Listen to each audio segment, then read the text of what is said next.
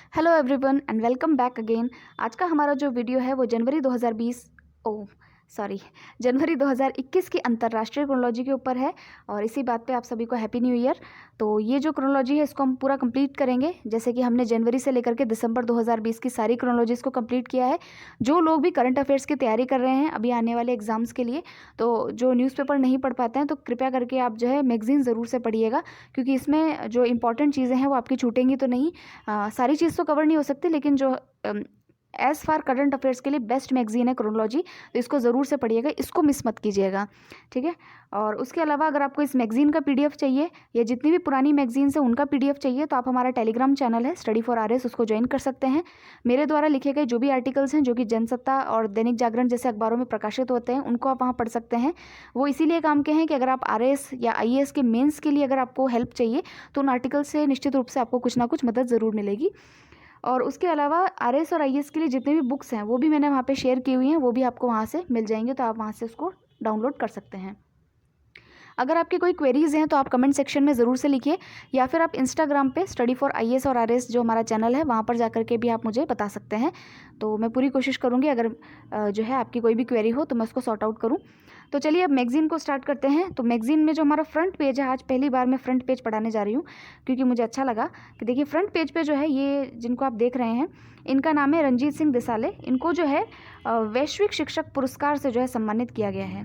Plus नीचे आप देख सकते हैं कि ये जो बच्ची है इसका नाम है गीतांजलि राव, इसको जो है टाइम पत्रिका की पहली किड ऑफ द ईयर जो है वो अवार्ड दिया गया है। फिर है ये है रॉबर्ट, इनको जो है फीफा के वर्ष 2020 के सर्वश्रेष्ठ फुटबॉलर का जो है अवार्ड दिया गया है।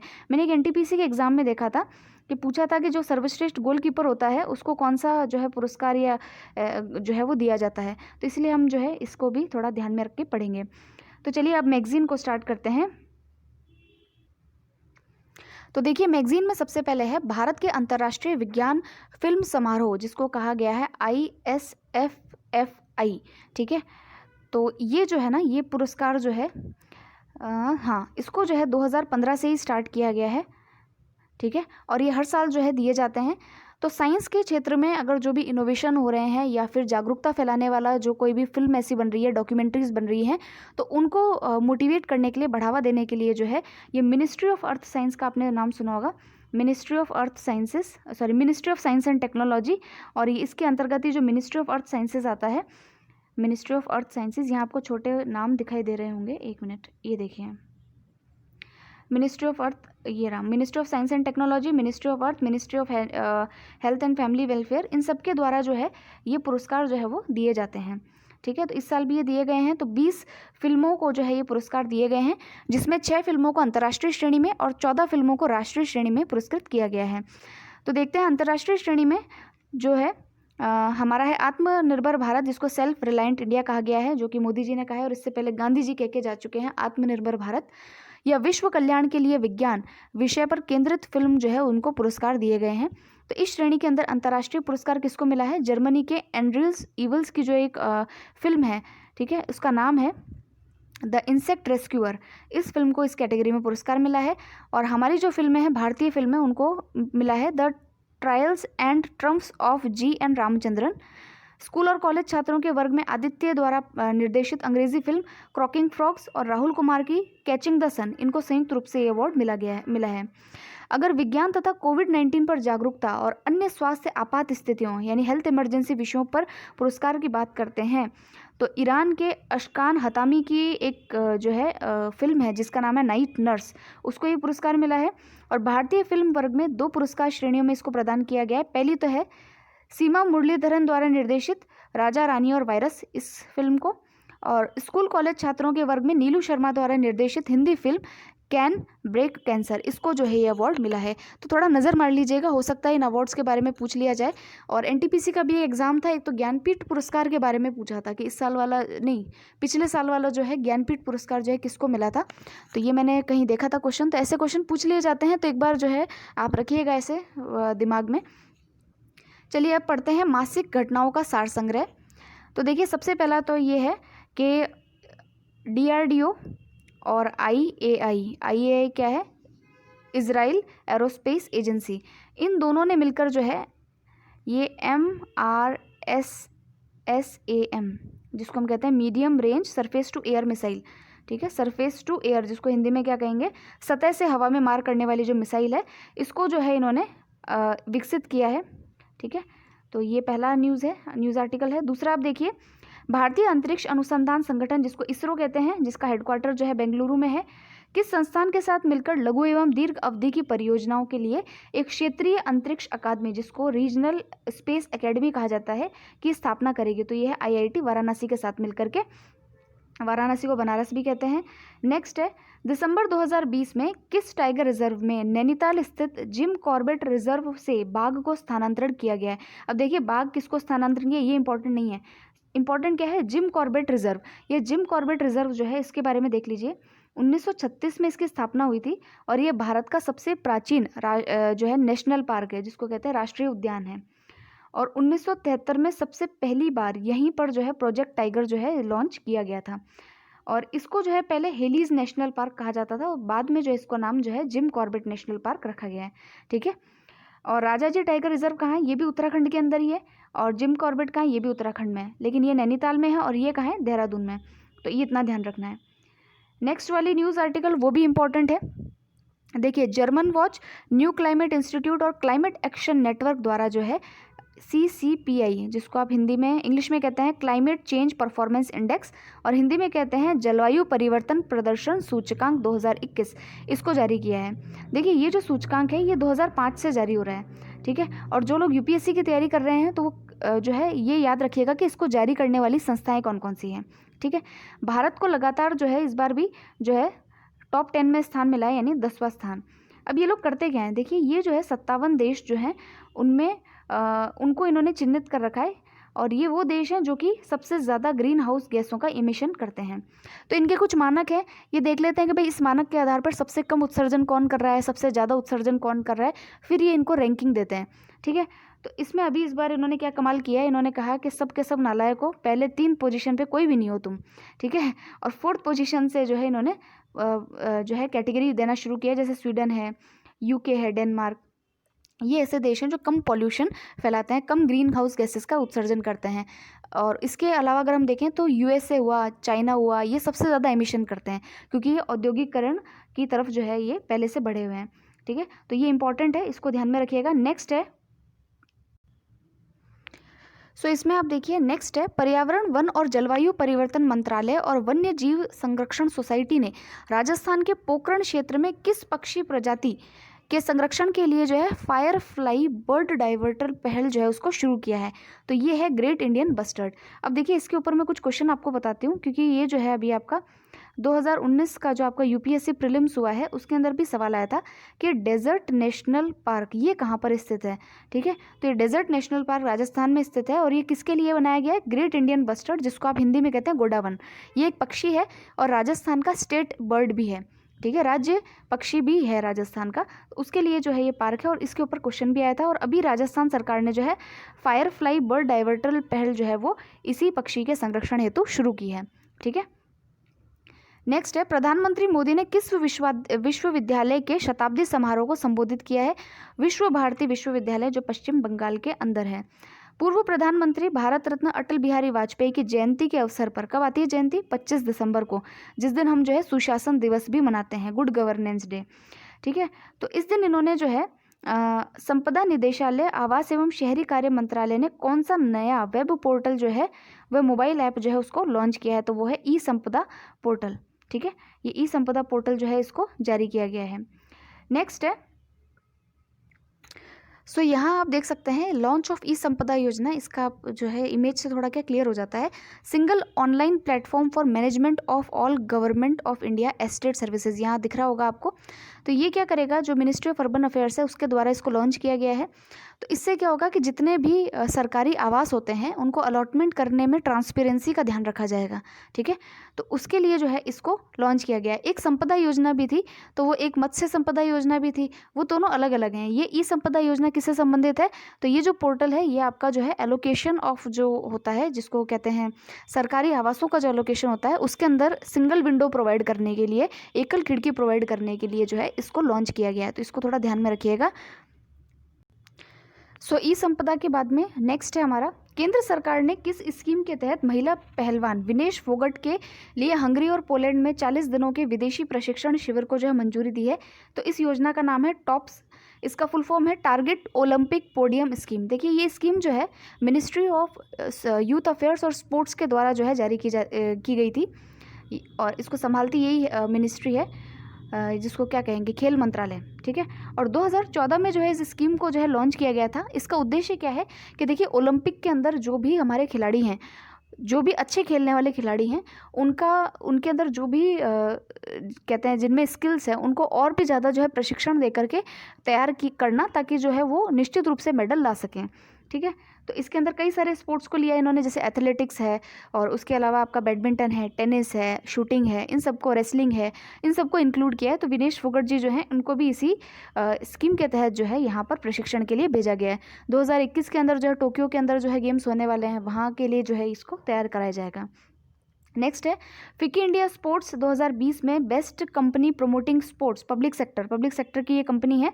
कौन सी कंपनी है जो है उसको पुरस्कार दिया गया है? तो उसका नाम है air force sports control board. Next है, नेक्स्ट वाला इंपॉर्टेंट है, इसको याद रखिएगा। भारत ने लद्दाख के किस आर्द्रभूमि क्षेत्र को 42वें रामसर साइट के रूप में शामिल किया है? यह केंद्र शासित प्रदेश लद्दाख का दूसरा ऐसा क्षेत्र है। तो देखिए ये जो तसोकर नाम की जो जगह है, इसको जो है इस बार रामसर साइट में 42वां रामसर साइट हमारे भारत का ये है। रामसर साइट का क्या मतलब होता है? तो देखिए ये आर्द्र भूमियाँ होती है, ठीक है, मार्शी लैंड जिसको दलदली भूमि कहते हैं, और यहाँ पर एक पारिस्थितिकी तंत्र होता है जिसको इंग्लिश में कहते हैं इकोसिस्टम होता है। उस इकोसिस्टम को ही वेटलैंड कहा जाता है, यानी आर्द्र भूमि कहा जाता है। इसका संरक्षण करने के लिए 1972 के अंदर रामसर के अंदर जो है एक कन्वेंशन हुआ था।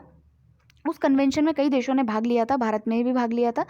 तो इसके अंदर जो है इन आर्द्र भूमियों के संरक्षण के लिए कुछ आर्द्र भूमियों को चिन्हित किया गया। तो विश्व की आर्द्र भूमियाँ तो आपको याद नहीं रखनी है, लेकिन आपको जो है भारत की जो आर्द्र भूमियाँ हैं उनको ध्यान में रखना है। तो 42 आर्द्र भूमियाँ हैं, और 42वीं कौन सी है? तसोकर नाम की जो है आर्द्र भूमि है, ये भारत की है, इसको अभी इंक्लूड किया गया है। नेक्स्ट देखते हैं, ट्राइफेड ने किस योजना के माध्यम से जनजातीय लोगों की उन्नति के लिए खाद्य प्रसंस्करण उद्योग मंत्रालय के साथ जो है एक MOU पर हस्ताक्षर किए हैं? तो देखिए ट्राइफेड क्या है? जो ट्राइफेड जो है ये ट्राइबल पीपल, आप जानते हैं ट्राइबल पीपल जो हैं उनके उत्थान के लिए एक जो है संस्थान बनाया गया है। तो उसमें जो है किस योजना के तहत इन्होंने जो है खाद्य प्रसंस्करण उद्योग मंत्रालय के साथ MOU पर साइन किया है? तो वो है प्रधानमंत्री formalisation of micro food processing enterprises. Next है, संयुक्त राष्ट्र पर्यावरण कार्यक्रम UNEP के द्वारा जो है दिसंबर 2020 में 7 गतिशील पर्यावरणविदों, ठीक है, यानी कि एक्टिव जो इन्वायरमेंटलिस्ट हैं, उनको दिए गए young champions of the earth पुरस्कारों में भारतीय उद्यमी का नाम बताइए। तो उनमें जो है विद्युत मोहन जो है उनको जो है ये अवार्ड दिया गया है। तो इसका नाम आप ध्यान में रखिएगा। नेक्स्ट है हमारा, नेक्स्ट है, अमेरिका ने अपनी स्पेस फोर्स को कौन सा नया नाम देने की घोषणा जो है वो अभी की है? उसका नाम है, स्पेस फोर्स को ये नाम देगा गार्जियंस, ठीक है। स्पेस फोर्स आप जानते हैं जो स्पेस में युद्ध के लिए तैयार रहेगी, यानी कि जल सेना, थल सेना और वायु सेना के अलावा भी जो है अंतरिक्ष सेना भी आने वाली है।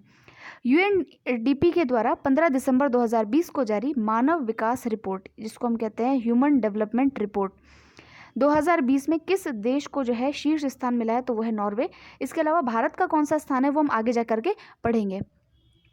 नेक्स्ट है, केंद्रीय गृह मंत्रालय ने भारत के 10 शीर्ष पुलिस थानों की घोषणा 3 दिसंबर 2020 को की है। इसमें किस पुलिस थाने को देश में शीर्ष स्थान प्रदान किया गया है? तो देखिए नोंग पोक्सेमी थम्बेल मणिपुर का है, इसका नाम अजीब सा ही है, मणिपुर का है, उसको जो है टॉप में स्थान मिला है। नेक्स्ट है, खेल मंत्रालय ने हरियाणा में आयोजित होने वाले खेलो इंडिया यूथ गेम्स किन 4 स्वदेशी खेलों को शामिल करने की जो है मंजूरी दी है? तो देखिए कलेरेपयत्तु, इसको शामिल करने की इसके अंदर जो है मंजूरी मिली है। कलेरेपयत्तु जानते हैं आप, मार्शल आर्ट का एक फॉर्म है, सबसे पुराना मार्शल आर्ट का फॉर्म है, केरला के अंदर तभी बहुत फेमस है ये। मलखाम आप जानते हैं, खंबे के ऊपर जो है कहते हैं शरीर को खंबे से जो है कलाबाजियाँ दिखाई जाती हैं। उसके अलावा है गतका और थांगता, इनको जो है स्वदेशी खेल हैं और इनको खेलो इंडिया यूथ गेम्स के अंदर जो है शामिल किया गया है। नाम याद रखिएगा कौन कौन से गेम्स को जो है शामिल किया गया, तो कलरियापयत्तु, मलखाम, गतका और थांग ता। मैं आपको बता देती हूँ दोस्तों कि जब भी आप आरएस की तैयारी करें प्रीलिम्स की, तो ज़रूर से जो है इस क्रोनोलॉजी को ज़रूर से पढ़ें। इसमें से डायरेक्टली जैसे 2016 का आप पेपर देखिएगा तो इस प्रकार के जो स्पोर्ट्स के क्वेश्चन है वो इसी में से ही आए थे। ठीक है, तो ये मैगजीन काफ़ी ज़रूरी है, इसको पढ़ना इंपॉर्टेंट है। मैगजीन अच्छी मैगजीन है, ये कंपाइलेशन अच्छा है। नेक्स्ट देखते हैं, जलवायु महत्वाकांक्षी सम्मेलन का आयोजन वर्चुअल तरीके से 12 दिसंबर को किया गया। इस सम्मेलन की मेज़बानी जो है वो किसने की? तो देखिए, संयुक्त राष्ट्र, यूनाइटेड किंगडम और फ्रांस, इन तीनों ने संयुक्त रूप से जो है जलवायु महत्वाकांक्षी सम्मेलन की जो है इस साल जो है क्या कहते हैं उसको मेज़बानी की। तीसरे वैश्विक नवीनीकरण ऊर्जा निवेश बैठक और प्रदर्शनी री इन्वेस्ट इंडिया का आयोजन जो है वो किया गया। इसकी थीम क्या थी? इसकी थीम थी सतत ऊर्जा परिवर्तन के लिए नवोन्मेष। नवोन्मेष जानते हैं आप, इनोवेशन, और सतत ऊर्जा मतलब कि सस्टेनेबल एनर्जी। फिर है science for self reliant India and global welfare theme के साथ भारत अंतर्राष्ट्रीय विज्ञान महोत्सव के किस संस्करण का आयोजन वर्चुअली जो है वो किया गया? आपने फर्स्ट पेज पर जो अभी हमने न्यूज़ पढ़ी थी ना, जिसके के अंदर जो है पुरस्कार दिए गए, ये उसी के बारे में बात कर रहा है। इसका 5वां जो एडिशन था, जो पिछले साल वाला, वो किया गया था वेस्ट बंगाल में, और अभी जो ये वर्चुअल रूप से आयोजन किया गया है, ये जो है 6ठा इसका आयोजन है।